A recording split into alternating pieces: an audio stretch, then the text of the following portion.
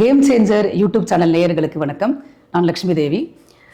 ஒவ்வொரு ராசினருக்கும் காதல் எப்படி வரும், யாரை பார்த்து காதல் வரும், காதலுக்கு பிறகு அவங்களுடைய ஆக்டிவிட்டீஸ்லாம் எப்படி சேஞ்ச் ஆகும், ஆஃப்டர் மேரேஜ் அவங்களுக்கு லைஃப் எப்படி போகும், மேரேஜுக்கு அப்புறமும் சில பேருக்கு காதல் வரும் இல்லையா, அந்த காதல் எப்படி இவங்களுக்கு வரும் அப்படின்னு சொல்லிட்டு ஒவ்வொரு ராசிக்கும் நம்ம வரிசையாக பார்த்துட்டே வரப்போகிறோம்.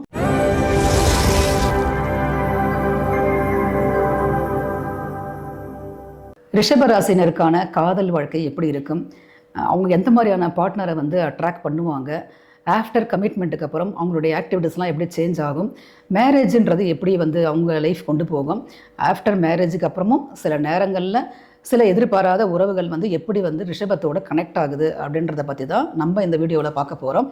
ஓகே, வரலாம். ரிஷபராசிக்கார பெண்களாக இருக்கட்டும், ஆண்களாக இருக்கட்டும், நேச்சுரலாகவே பார்த்திங்கன்னா ஏதோ ஒரு பியூட்டி இவங்ககிட்ட இருக்குங்க. அது ஒரு ஃபேஷியல் பியூட்டியா, இல்லை இவங்களுடைய டெக்ஸ்சரா, இல்லை ஒரு ஹேர் ஸ்டைலா, இல்லை ஏதோ ஒன்று, இல்லை பழகக்கூடிய விதமாக சம்திங் ஒரு ஸ்பெஷல் ஏதோ ஒரு அட்ராக்ஷன் அவங்கக்கிட்ட இருக்கும். அதுக்கு காரணம் அவங்களுடைய லக்னாதிபதியோ அல்லது ராசி அதிபதியான சுக்கிரன். ஓகேங்களா?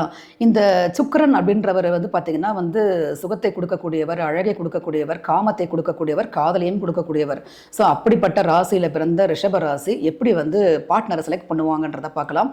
ஆக்சுவலி இவங்க பார்த்திங்கன்னா பேசிக்கலி ரொம்ப ஒரு நல்ல அந்த ஒரு பியூட்டி சென்ஸ் இருக்குங்க. ஒரு ட்ரெஸ் பண்ணுறதா இருக்கட்டும், தன்னை அழகுபடுத்திக்கிறதா இருக்கட்டும். ஏன்னா சுக்கிரன்றதே அழகுபடுத்தக்கூடியதுங்க. நேச்சுரலாக இருக்கக்கூடிய அழகு பார்த்திங்கன்னா சந்திரன். சுக்கிரன் பார்த்திங்கன்னா கொஞ்சம் தன்னை அழகுபடுத்திக்க பண்ணக்கூடிய ஒரு விதமான ஒரு அழகு தான் சுக்கிரன். ஸோ இவங்க நல்ல ஒரு தன்னை அழகுபடுத்திக்கணும், நல்ல ஒரு ப்ரெசென்ட் பண்ணணும். இப்போ வெளியே இவங்க போகிறாங்கன்னா ரொம்பவும் டல்லாலாம் போக மாட்டாங்க. நல்ல ஒரு ப்ளசண்ட் லுக்காக இருக்கணும்.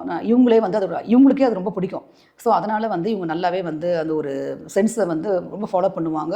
ஸோ இவங்க அது மட்டும் இல்லாமல் நான் நிறைய எதிர்பார்க்கக்கூடியது அன்பு அப்படின்ற விஷயத்தை ரொம்பவும் எதிர்பார்க்கக்கூடிய நபர்களாக இருப்பார்கள். ஸோ இவங்களுடைய பார்ட்னர்ஸை இவங்க எப்படி பார்க்குறாங்க அப்படின்னு பார்த்தீங்கன்னா, இவங்களும் அப்படி தாங்க நல்லா ஏன்னா அதுவும் உங்களுக்கு 7ஆம் இடம் பார்த்திங்கன்னா எங்களுக்கும் செவ்வாயோட வீடு தான். ஓகேங்களா? இவங்களும் பார்த்திங்கன்னா நல்ல ஒரு மேல் அப்பியரன்ஸ் நல்லா இருக்கணும். ஃபீமேலாக இருந்தால் அவங்க அதில் எதிர்பார்ப்பாங்க. அதே மாதிரி பார்த்திங்கன்னா மேலாக இருந்தால் அந்த ஒரு ஃபீமேல் அப்பியரன்ஸ் நல்லா இருக்குது அவங்ககிட்டன்றது அது ஒரு எதிர்பார்ப்பாங்க. நல்ல ஒரு ஃபிசிக் நல்லா இருக்கணும் அவங்களுக்கு. நல்லா கேரிங்காக பேசணும், ஃபன்னியாக இவங்ககிட்ட நல்லா டைம் பாஸ், நல்லா என்ஜாய்மெண்ட் கொடுக்கணும் இவங்களுக்கு. இவங்க எங்கே போனாலுமே நல்ல ஒரு கம்பெனியாக அவங்க இருக்கணும். அவங்க டைமை இவங்க ரொம்பவும் வேலிடாக மாற்றணும். அந்த வேலிட் மீன்ஸ் இவங்களை பொறுத்த வரைக்கும் ரொம்ப ஜாலியாக இருக்கணும். அந்த ரொம்ப ரிஷபம் எதிர்பார்க்கும். அதுக்கான ஒரு தன்மையை ரிஷபம் ஏற்படுத்தி கொடுக்கும் சம்மந்தப்பட்ட பார்ட்னருக்கும். அதே ஒரு விஷயத்தை இவங்களும் எக்ஸ்பெக்ட் பண்ணுவாங்க. ஸோ இப்போ லவ் லைஃப்குள்ளே இவங்க என்ட்ரி ஆகிறாங்க அப்படின்னும் பொழுது ஓகே, நல்ல ஒரு பாசம் இருக்கும். நல்லா வகை வகையாக செய்து, இப்போ பெண்களாக இருந்தால் பார்த்திங்கன்னா நல்லா வகை வகையாக செய்து கொடுக்கறது அதெல்லாம் பண்ணுவாங்க. அதே மாதிரி மேலாக இருந்தால் கூட பார்த்திங்கன்னா அவங்களும் நல்லா அந்த பெண்ணை நல்லா ப்ரொடெக்ட் பண்ணக்கூடியது.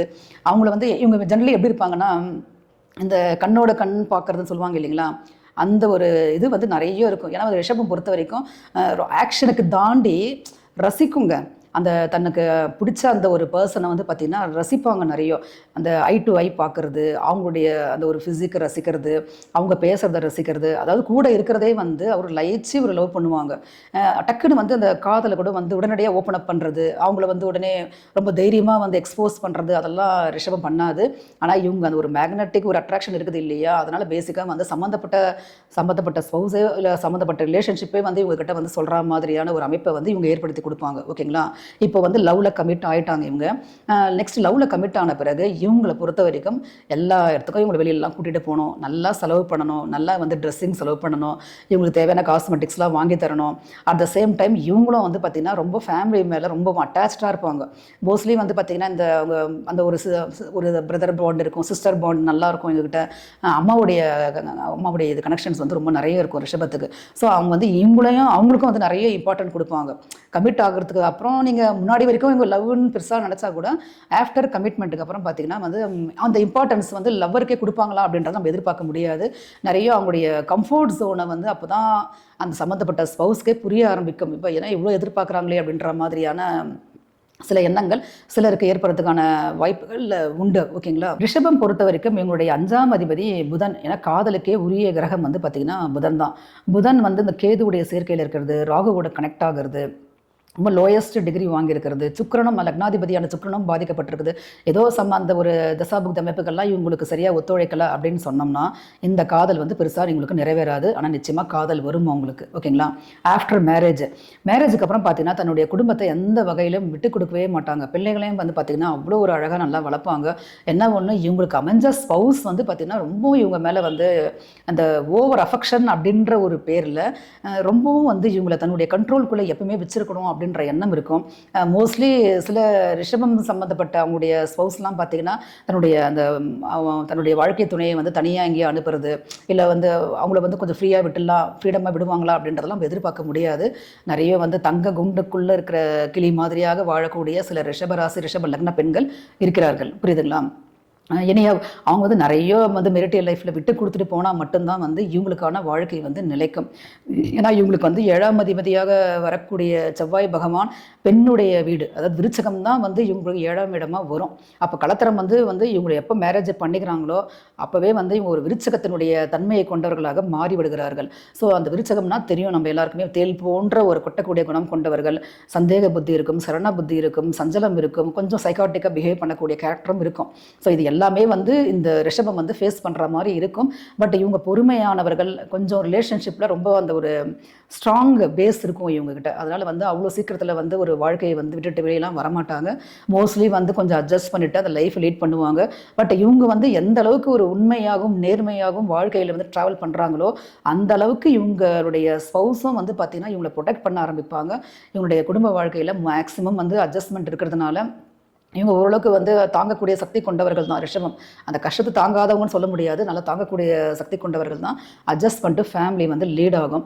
ஆனால் சில பேருக்கு பார்த்திங்கன்னா இந்த நேரம் காலம் கெடும்பொழுதும் சொல்கிறோம் இல்லையா, அந்த மாதிரி ஒரு ப்ராப்ளம் வரும்பொழுதும் சுக்கிரன் ராகு அந்த கேதுவுடைய சேர்க்கை, புதனுடைய ராகு கேது சேர்க்கை, இந்த ராகு தசாப்தி காலங்கள், இந்த மாதிரிலாம் வந்து சில ப்ராப்ளம்ஸ் வரும்பொழுதும் சந்திரனே வந்து கொஞ்சம் பாதிக்கப்பட்ட நிலையில் இருக்கிறது, லக்னாதிபதி கொஞ்சம் வீக்காக இருக்குது, இந்த மாதிரி பெண்கள் தான் வந்து பார்த்திங்கன்னா ஈஸியாக வேறு ஒரு ரிலேஷன்ஷிப்குள்ளே என்ட்ரி ஆவாங்க.